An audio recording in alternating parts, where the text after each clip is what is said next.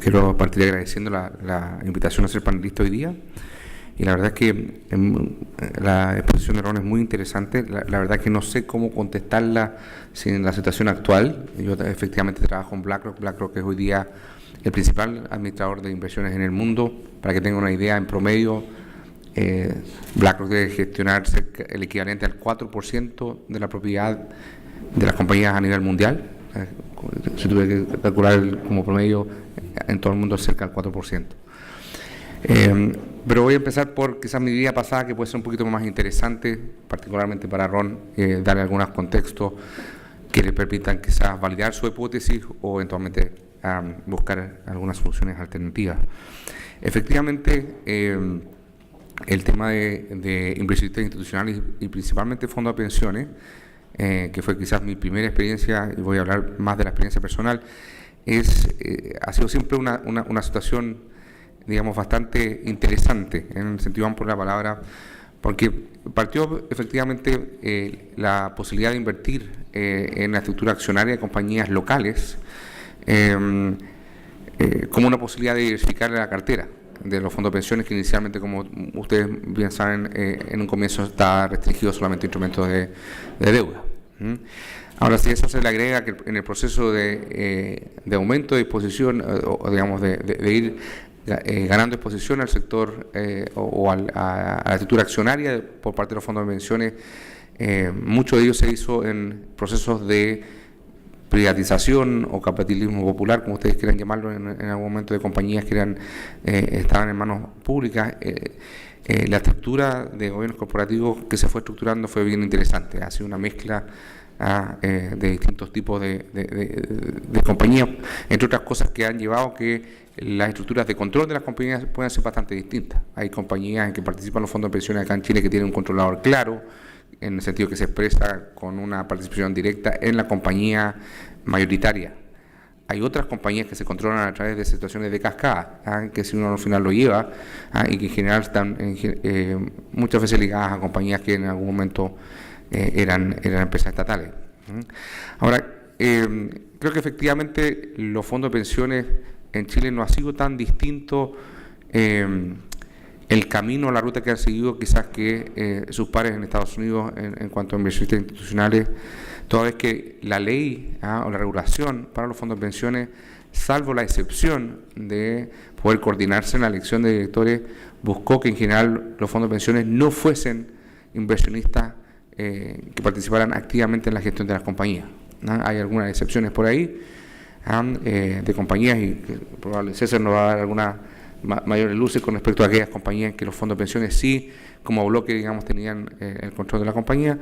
pero la regulación misma establecía que los fondos de pensiones no tenían un rol de controlador como tal. Y para mí una de las mejores muestras de ello, y después me voy a referir quizás también el talón de Aquiles, a mi juicio, es que no se permite, por ejemplo, que los fondos de pensiones puedan actuar de manera conjunta fuera de la posibilidad de coordinarse para un director. No pueden, por ejemplo, actuar bajo un pacto accionista, ni entre ellos, ni con un tercero, por ejemplo,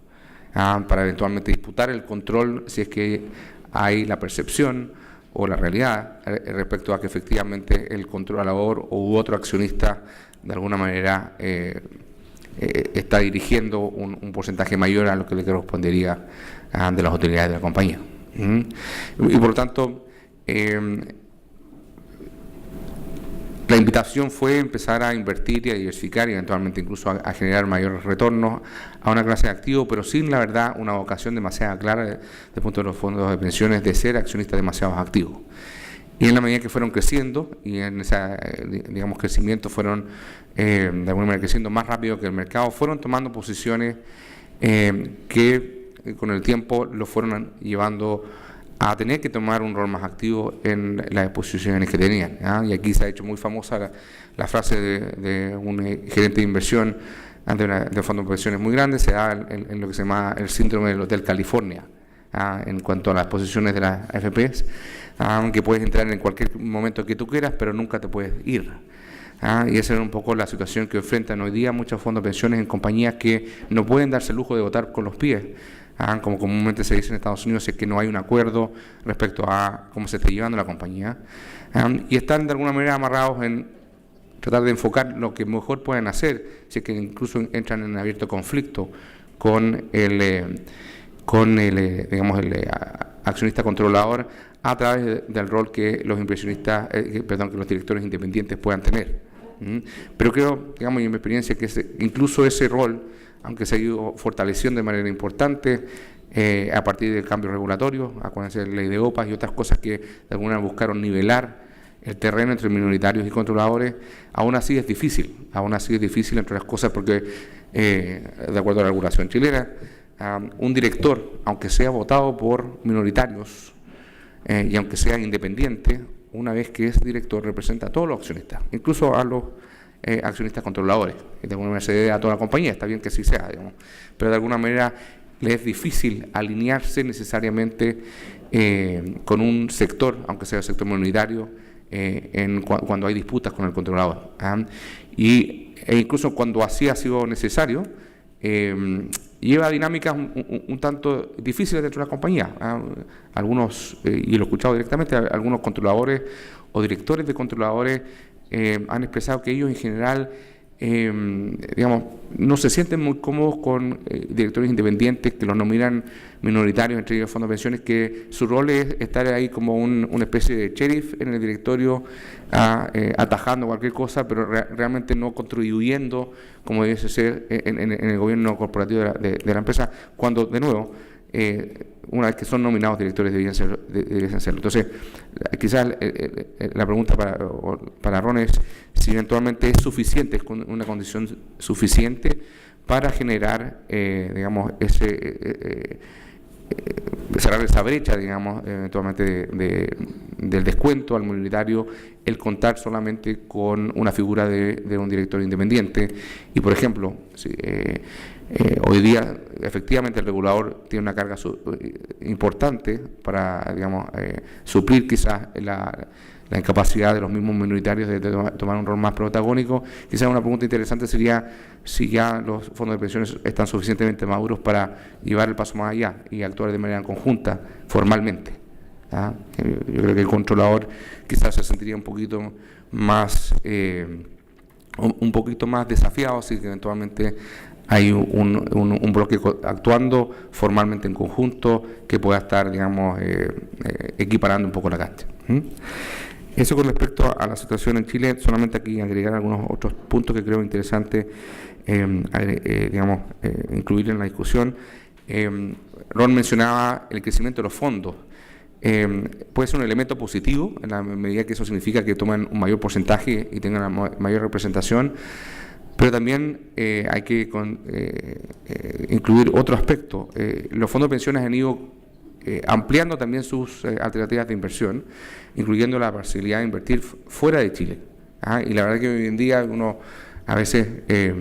compara lo que ha sido el destino de los flujos que reciben mensualmente, y una parte importante de eso se está yendo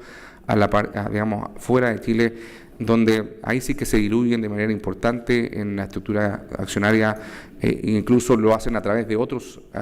agentes, y ya me refiero a ello en el segundo, en mi relación, digamos, con BlackRock hoy en día.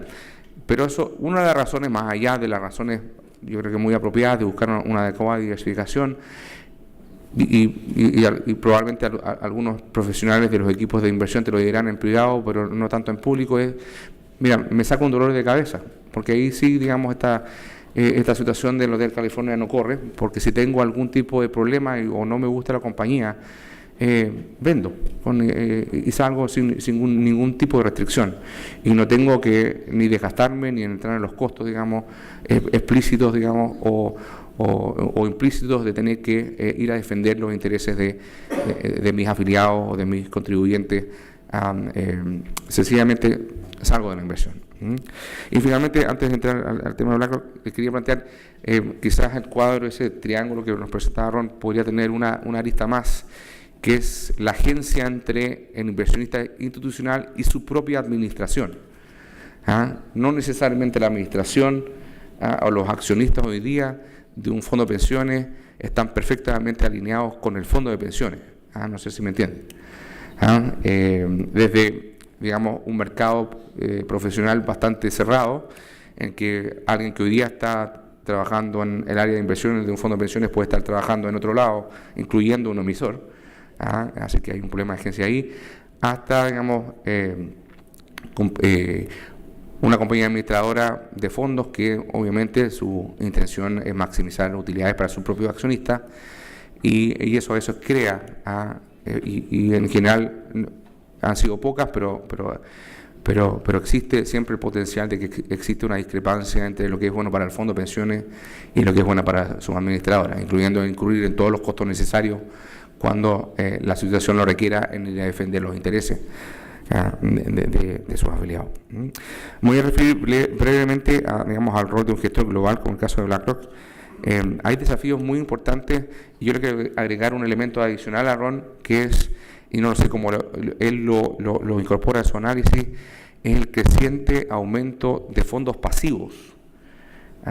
que invierten no con una intención, sino que porque replican un índice. Y por lo tanto son un tanto agnósticos con respecto incluso al manejo de la compañía. Van a invertir más si la capitalización de la compañía aumenta y va a aumentar su peso en el índice, y si la compañía, su administración es pésima y la lleva digamos, a la quiebra y sus acciones caen a cero, bueno, el peso relativo en su cartera irá disminuyendo acorde, pero no tienen una visión explícita, y si había reticencia en un fondo activo que busca de alguna manera un desempeño relativo, imagínense la reticencia en un administrador que es pasivo, que en realidad no tiene ningún tipo de interés ahí.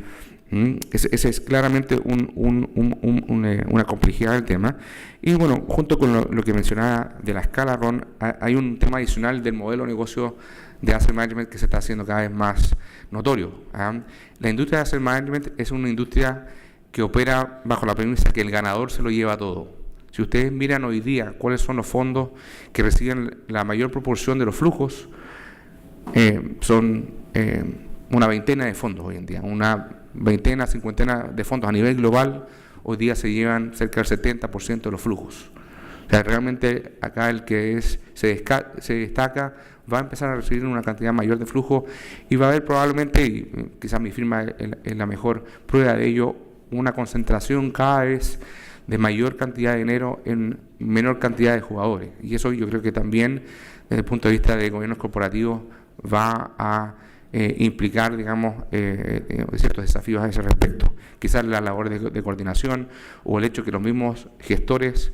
profesionales tengan que empezar a habituarse a actuar no tan solo motivados por un activista, sino que también su responsabilidad fiduciaria ya los obliga a tomar digamos, cartas en el asunto de manera más proactiva, solamente por el hecho de que ya van a ser menos inversionistas institucionales y con una proporción mayor en las compañías. Esos son un poco los temas que yo quería plantearle a Ron, que él quizás quisiera referirse más adelante.